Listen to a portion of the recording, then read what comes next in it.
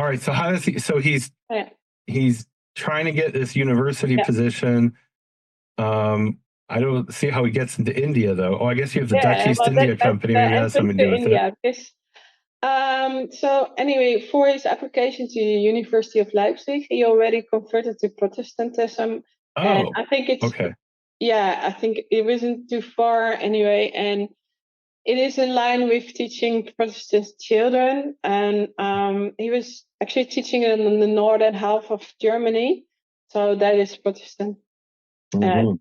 So he converts from Judaism to Catholicism, hangs out with the Jesuits, and now he's a Protestant. Okay. No, he didn't hang out with the Jesuits, by the way. Well, he is inspired by the Jesuits. Okay. Yeah. What or at least educationally, right? What which denomination do we know of Protestantism? Because Which denomination? was it No, it Lutheran doesn't or? say. No, Oh, he doesn't say. yeah. Okay. He probably converted in Leipzig to Lutheranism, but there are no Okay. records there. I checked, but All right. they didn't record it, unfortunately. So Okay. yeah, and yeah. So what I said, he was teaching higher noble sons, and he actually taught the sons of and I think it's even the Prince of Brunswick, so in Brunswick, and there he met. I need to check that. I'm sorry.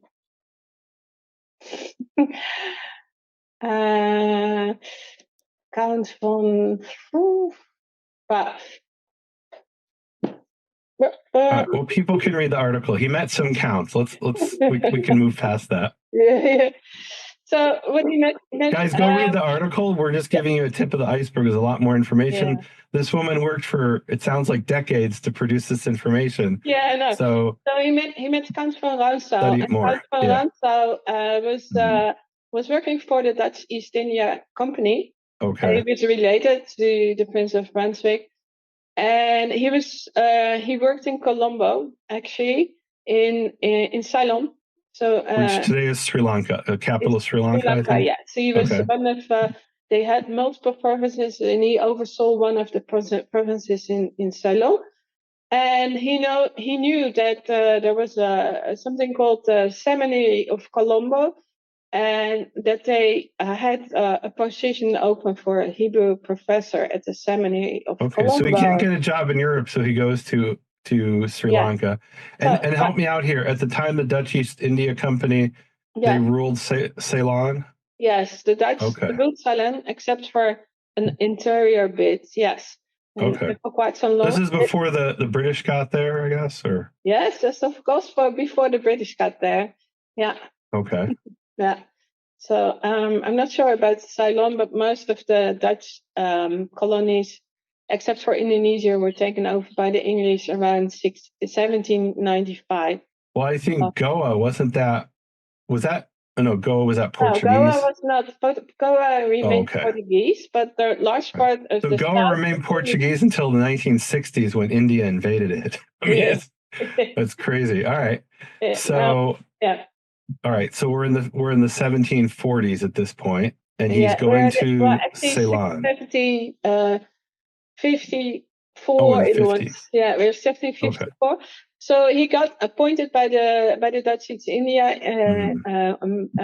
a company, and he went to Ceylon, Colombo.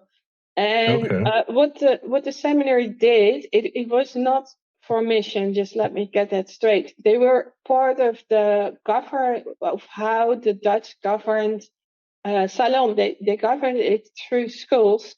And what the seminary did is it trained the local Tamil, but also local Dutch burgher and other the Chetties, and there were quite some nationalities or backgrounds, let me say, in Ceylon.